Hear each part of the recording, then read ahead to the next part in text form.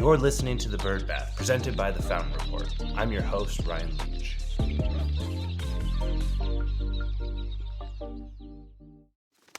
Welcome back to The Bird Bath. Each week, we scrape the surface of the news you need to know, so let's get into it. We're kicking off this week with a bit of a rumored story, not to be the town gossip here, but we're getting lots of stories and reports about layoffs that happened at Covetrus last week. It's an unconfirmed number, but through some research and just looking primarily at LinkedIn at people that now previously worked at Covetrus and are now listing themselves as open to work, as well as putting out social posts about the layoffs, we're seeing that there's a number of vice presidents, people in sales, account management, as well as HR staff that was affected by these layoffs. Because Covetrus is no longer a publicly traded company, this kind of data is not as readily available. So it does sort of come through a little bit of conversation and company spokespeople. So in a statement by Covetrus to mainbiz.biz, Covetrus said the restructuring supports an aligned and simplified customer experience for veterinarians and pet owners who use the company's animal care and practice management services. So still more to come from this. I'll be asking questions all week when I'm down in Austin to see if there's any more news coming from Covetrus on what's going on around the staffing. A big money prize could make someone like Eddie Murphy, as Dr. Dolittle, smile. The $10 million prize was launched for teams that can truly talk to animals. The Caller Dolittle Challenge for Interspecies Two-Way Communication has launched this week by the Jeremy Collar Foundation and Tel Aviv University. The grand prize for what they say is cracking the code is an award of either $10 million of equity investment or a $500,000 cash prize. Every year, though, they're also going to be giving out an annual prize of $100,000 to help researchers in the field come up with what they call scientifically rigorous models and algorithms for coherent communication with non-human organisms until interspecies communication is achieved. This sounds super cool. I know a lot of us in the vet industry would love to be able to just ask our patients and our pets and our companions and those that we love what's going on, what they want to eat for dinner, or what's bothering them, or just want to know if they really like when we scratch behind their ear or if a belly rub is better. Now, they're looking for a little bit more context here. Ultimately, the goal of what they're trying to find is the ability to be able to communicate with the animals in our world about different ethical treatment practices, things that they like and the things that they don't like, as a way to be able to increase the compassionate care of animals. Dr. Yovel of Tel Aviv University said, "We hope to announce the criteria for the grand prize after 2 to 3 years of small prizes." So if you're working in this space, it is something that's someone's putting money out there to be able to try and find massive improvements and putting money out there to find incremental improvements leading to an ultimate massive improvement in what they call interspecies communication. Now, there was data and there were stories about people utilizing AI to dissect and decipher bat squeaks. There was communication around trying to understand whale noises.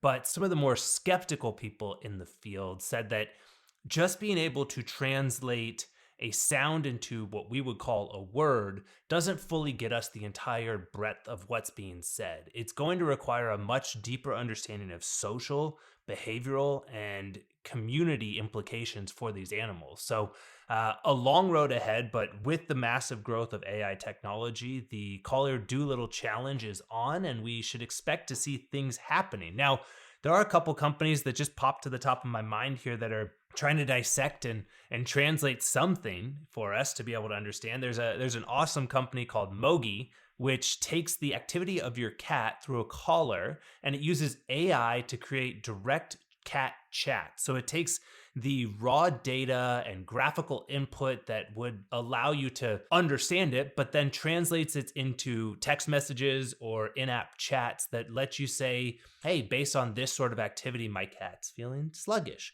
or they're excited, or they're happy. So that's a really neat one. And another company that's utilizing AI to try and better understand what's going on inside the core of our pets is Sylvester AI. So Sylvester's using facial recognition to rate cats on a veterinarian pain scale, and they say they've got an 85% accuracy right now. There's a at-home version of it, which pet parents can download and take a picture and be able to utilize this technology at home. Or there's also a new API that they've released that's going to be working alongside other veterinary technologies to be able to allow pain scoring to be happen at a more precise or sort of second opinion version as well. So stay tuned. If you already talk to dogs or cats or any animals, maybe you can get the $500,000 prize. So reach out to me. I'll broker that for you. All right. Now, Garfield, everyone's favorite cat, and yes, this is a cat episode, should watch his back because there's someone coming for his lasagna. A new study shows that they have successfully treated obesity and diabetes in cats. Vivani Medical, which is a biopharmaceutical company, recently announced results for its new miniature drug implant, OKV-119, designed to treat obesity and diabetes in cats. Now, Vivani has a similar nano portal, is what they call, that they're using and testing for a human application, but they've gone ahead and introduced this. They previously had done it in rats, and now they're doing it in felines. And the researchers estimate that up to 40% of domestic cat populations need help managing their weight. Feline obesity is now one of the most common challenges encountered at veterinary offices. From Vivani's research here, the implant was able to carry 3 months worth of supply to be able to reduce the insulin levels and decrease the overall weight and obesity issues of these cats. They're looking now to transition into doing a 6-month trial, and they're wanting to find a way to reduce the obesity in felines. Now, they're not the only ones tackling this. There's a lot of people going after obesity in animals, and some of them are, again, looking at what's happening in the human market. There's been a massive, massive increase in the utilization of semaglutides like Ozempic and Wegovy, and a company called Better Choice is taking that historic recasting of human drugs and applying that for animals. They announced that they're planning to spend as much as $1.5 million on a trial for a pet treat-based GLP-1 delivery mechanism, with hopes of later partnering with a larger pharmaceutical company. One thing always to keep in mind here, though, is actually two things to keep in mind here. One is that a professor at the University of Illinois at Urbana-Champaign, Dr. George Fahey Jr., said the pet is not opening the can or the container. The owner is feeding the pet too much food. That's the source of the problem. So yes, we can find solutions to these things, but maybe it comes down to better training the owners before we work on training the animals. Another company and someone that I think if you've had the chance to meet him, Dr. Ken Lambrecht, is working on with Healthy Pet Connect. If you've ever had the chance to meet Ken and Bug, who is his world famous cat, and Ken's doing a great job of tackling some of the obesity through really just weight management, through a smart scale that can track and monitor the weight, as well as a ability to be able to create a more actionable plan to reduce the weight in the animals. So for diabetes situations, obviously an insulin is needed, but there are a lot of people that are tackling just the pure obesity issue that exists out there as well for felines. In vet conference news, there's a new show in town. So the NAVC, North American Veterinary Community, and the Michelson Found Animal Foundation have decided to launch a new animal health and pet care conference that they're kicking off next year, and they want to carry on for many, many years after this. Now, the annual conference called Compass is designed to bring industry leaders and innovators to discuss opportunities in the global animal health and pet care landscape. In a press release, they said the event will bring together industry leaders and mavericks from inside and outside the animal health and pet care universe, exchanging ideas and gaining inspirations from across the full global spectrum of innovation and opportunity. The first Compass event is planned for April of next year, and it's going to be in Maryland. So Michelson Found Animal Foundation, if you're not familiar with them, they're one of the 3 partners behind Leap Venture Studio. So they're already making a great impact on bringing some of these new ideas into the space.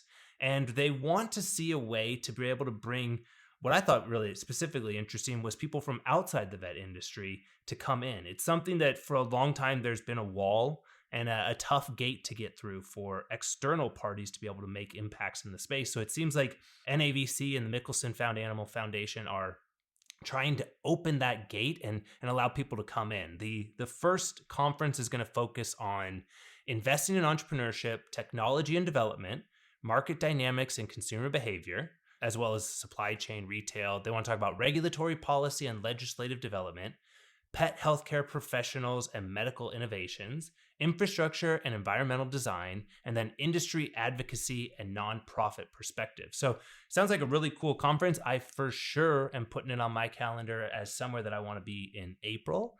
And I think everyone else should check it out as well. If you don't make it, you can make sure to hear about it in a few months from now here on the Bird Bath. Now, next week's episode is going to have a really cool special interview with Dr. Richard Goldstein, who's the new Global Chief Medical Officer and the head of Global Medical Affairs at Zoetis. I'm having the wonderful opportunity this week to be able to join Zoetis as they're tackling a workshop in their second iteration of their Veterinary Workforce Industry Workshop.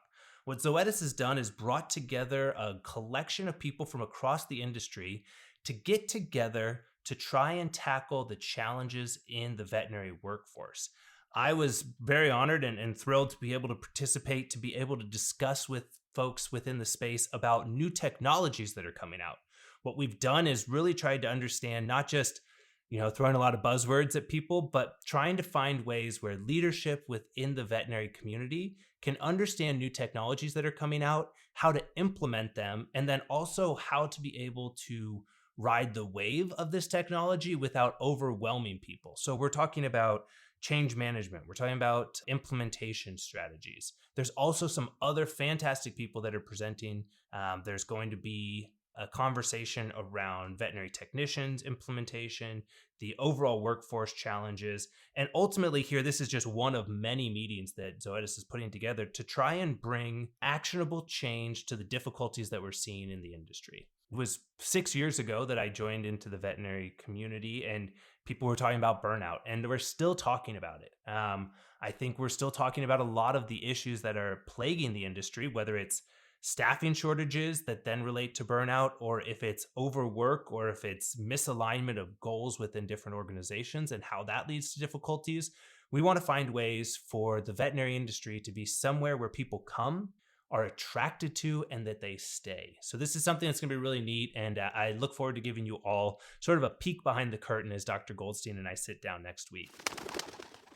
Additionally, if you are going to be in Austin for AVMA, I will be down there all weekend long, so make sure to reach out, say hi, and I'd love to meet anyone that listens to the show, get your feedback, and find out how we can make this show the best thing for you all to listen to every Tuesday morning. For more on these and other stories, join by subscribing to The Fountain Report. There's always a link in the bio. And don't miss out on any episodes by subscribing and rating the show. For the Bird Bath, I'm Ryan Leach. See you next week.